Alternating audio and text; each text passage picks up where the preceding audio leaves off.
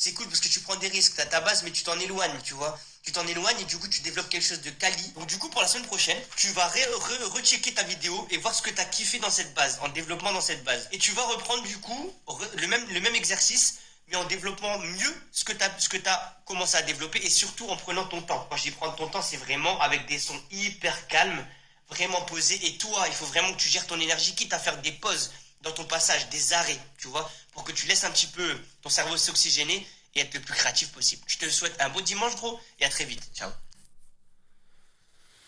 Ok. La personne que vous venez d'entendre, c'est Homoy, c'est un petit peu, c'est mon coach en fait. Faut savoir que peut-être que vous l'avez déjà vu passer sur les réseaux parce que j'ai déjà mis des conneries ou alors en live, mais à la base je suis danseur hip-hop, pas pro ni quoi que ce soit. C'est vraiment pour le délire. Ça a été une de mes grandes passions pendant des années et ça l'est encore. C'est juste que maintenant je pratique beaucoup moins qu'avant.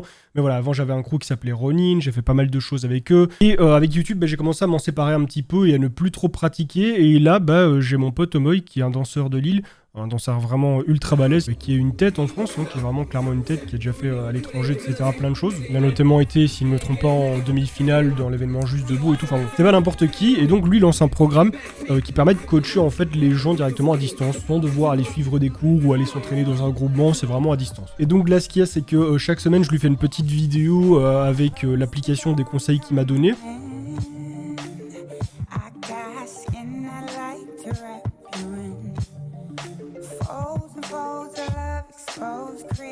C'est un petit peu ça mon programme, c'est un petit peu comme ça que je suis coaché, c'est quelque chose qui vient s'ajouter à ma semaine, je trouve ça plutôt cool. Et en plus ça me fait faire un petit peu d'exercice, tout ça.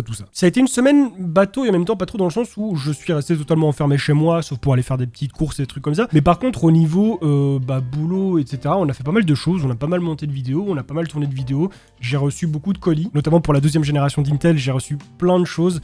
Vraiment exceptionnel, les marques ont vraiment bombardé. Enfin, je vous laisse voir les images de quand j'ai reçu tout ça sans trop d'explications. Il y a MSI et Asus Rock qui m'ont envoyé des colis de dégénérés, ils ont craqué, je sais pas ce que c'est. Enfin, je me doute que c'est par rapport à la 12e gêne parce que voilà, c'était convenu qu'ils devaient m'envoyer des trucs par rapport à ça. Premier colis d'Asus Rock, deuxième colis d'Asus Rock, et puis il y a MSI qui ont tout mis dans un collier.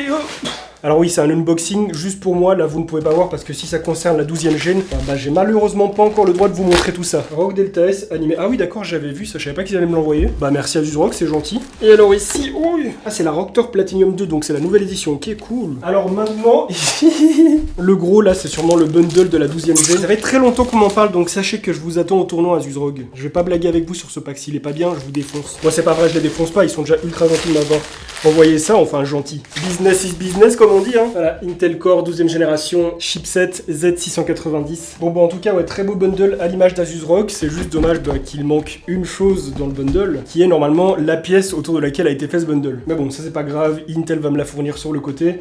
C'est très cool en tout cas, regardez, je vous montre la gueule que ça a. C'est vraiment trop bien. Ils ont bossé le truc ici, là. Enfin, non, c'est trop bien, franchement, c'est trop bien. Comme je l'ai dit, ce genre de bundle, c'est cool en fait, non pas parce que c'est trop cher, machin, mais parce que c'est super collector. Déjà, c'est cool d'avoir des pièces comme ça. Je garde pas énormément de matériel et encore moins de boîtes, mais ces choses-là, je les garde. Et en plus, je trouve que ça rapporte pas mal d'intérêt à la vidéo de pouvoir présenter ça comme ça et tout. Enfin, c'est vraiment trop cool.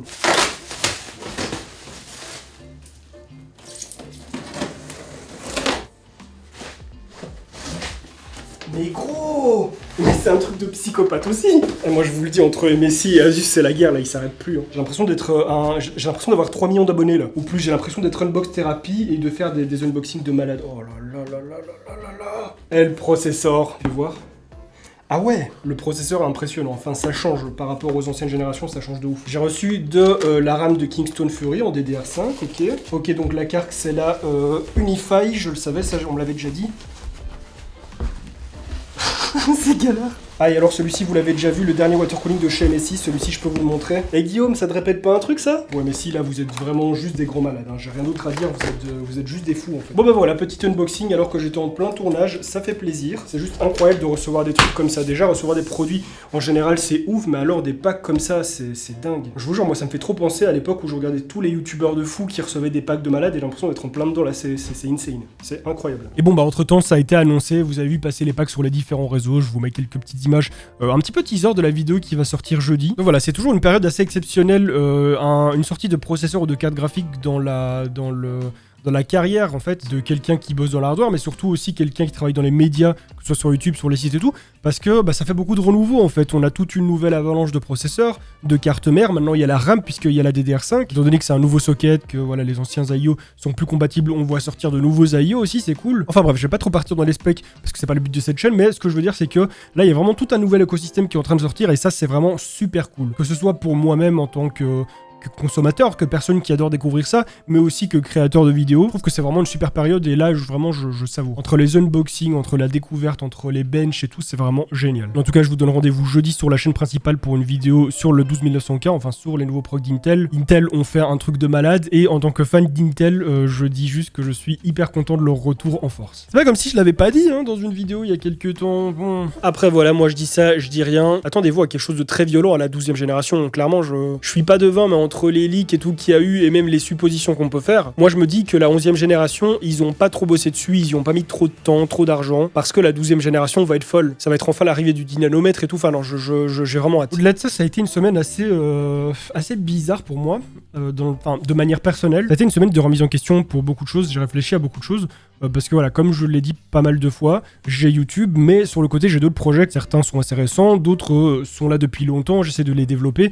et là j'arrive dans une phase où ça commence de plus en plus à se lancer. On est vraiment dans un moment décisif où les décisions vont commencer à être prises et que les projets vont être lancés, et ça aussi c'est quelque chose que je kiffe, mais c'est également quelque chose qui me fait un petit peu peur, je pense, comme chaque nouveau projet. Pas comme si j'en avais lancé des milliards dans ma vie, j'en ai eu quelques-uns, mais pas aussi gros et pas avec autant d'enjeux, avec autant d'attentes aussi, et avec autant de thunes investies. Clairement, c'est vrai que l'argent c'est un petit peu le nerf de la guerre. Après moi je m'en tape, moi voilà, comme je l'ai toujours dit, ma chaîne, mon entreprise aura beau brasser beaucoup d'argent, moi je continuerai à me payer des sommes assez normales parce que j'ai pas besoin de vivre avec des 2500 € par mois, vraiment ça m'intéresse pas. Mais du coup je suis vraiment super content et je me sens privilégié de pouvoir utiliser cet argent pour pouvoir justement entreprendre des projets. Au-delà de ça, au-delà de l'argent, il y a aussi toute la visibilité que mes réseaux peuvent m'apporter. Enfin bref, je trouve ça génial. Et voilà, là on arrive à un moment, je vais commencer à découvrir si je peux vraiment me permettre ce genre de projet. En fait, c'est un risque parce que il y aura un investissement qui sera fait au préalable, un investissement de temps, d'argent, un investissement de soi-même en fait, de beaucoup de choses, de morale, d'énergie, d'envie. Et là du coup, dans les mois à venir, je vais un petit peu me rendre compte de est-ce que je peux me permettre ce genre de projet, de les lancer, ou est-ce que je vais juste devoir être bon à faire des vidéos sur ma chaîne éternellement sans rien sur le côté. Bon après,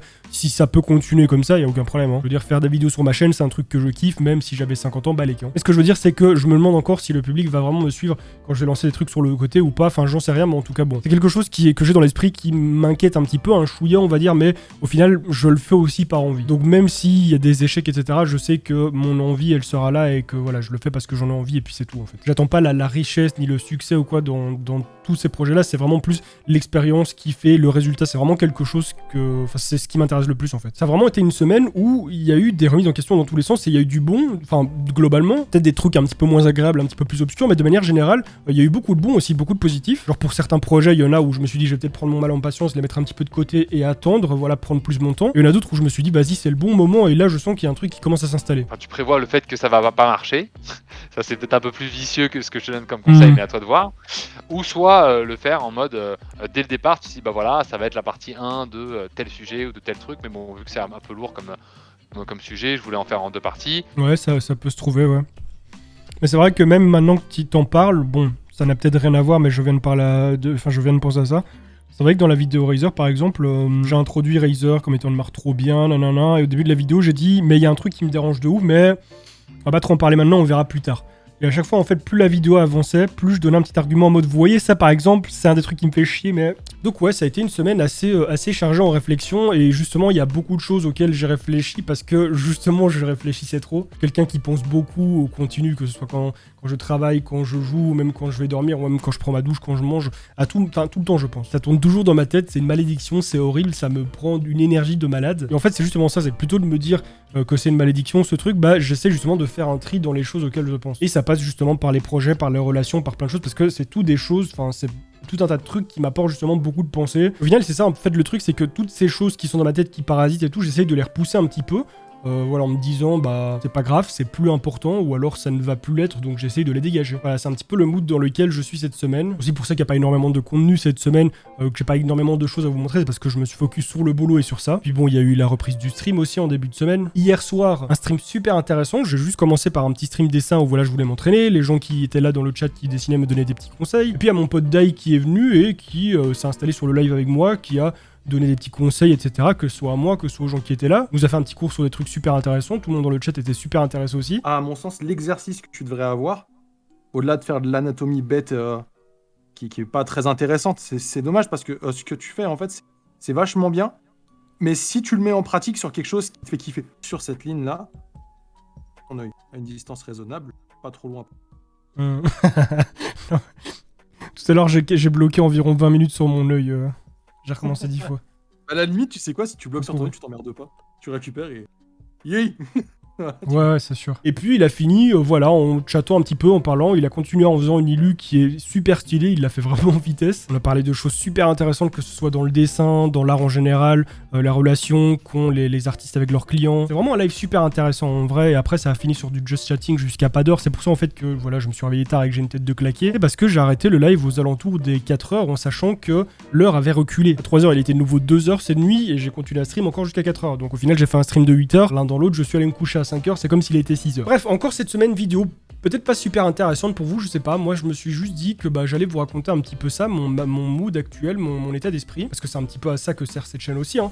Vous parler un petit peu de l'envers du décor, de mon mood du moment, de plein de choses. Bon, évidemment, ce sera pas comme ça toutes les semaines, du moins je l'espère. C'est sûr que je ne suis pas un youtubeur people de 1 million d'abonnés, donc je ne bouge pas à l'étranger tous les week-ends, hein, ça malheureusement. Mais il y a des semaines où ce sera plus intéressant quand même au niveau du mouvement. Là, ici, c'est vrai que c'est une semaine un petit peu plate. Plate vue de l'extérieur, parce que moi, en tout cas, ça a été une semaine super riche. Que ce soit en réception de colis, en information, en préparation de vidéos, ou moins intérieurement, pour moi, pour mes projets, pour ma personne, ça a été quand même une semaine assez chargée. Voilà, la semaine prochaine, ici de notre côté, bon, je vais pas tout vous raconter, mais en gros, ça va être une semaine de montage et de tournage comme d'habitude, mais je pense que ça va être aussi une petite semaine formation sur plusieurs points, parce que là je me rends compte que voilà, il y a plein de choses où on s'est pas formé, que ce soit sur notre façon de bosser ensemble sur plusieurs points, sur les prises de décision, tout ça. Il y a des choses où je dois former Ernesto aussi, certaines choses qu'il doit appliquer avant les tournages, etc. Bon voilà, ça va être le travail de la semaine prochaine, je vous en parlerai dans la vidéo de dimanche prochain, mais je pense que du coup cette semaine va être cool et j'essaierai de filmer un petit peu plus ça, et Ernesto aussi, pour qu'on puisse vous montrer un petit peu plus en détail ce qu'on fait. Du coup, en attendant, portez-vous bien et à dimanche prochain.